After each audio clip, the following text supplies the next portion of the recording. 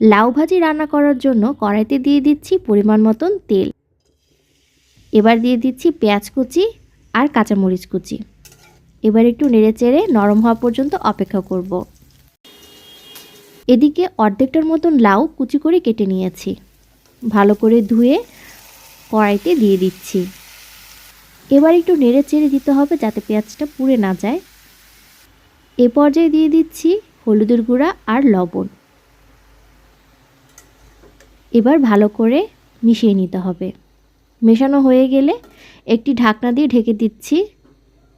লাউ থেকে কিন্তু যথেষ্ট পরিমাণে পানি বের হয়ে আসবে এবং সেই পানিতেই কিন্তু লাউ সিদ্ধ হয়ে যাবে।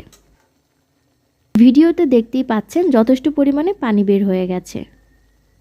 জাল একেবারে লোতে রেখে সিদ্ধ করে নিব।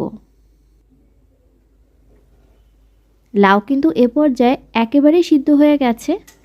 দেখতেই পাচ্ছেন পানিও শুকিয়ে গেছে।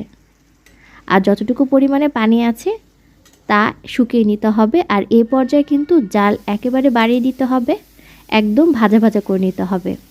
তেল উপর থেকে ভেসে উঠলেই রান্না একদম রেডি।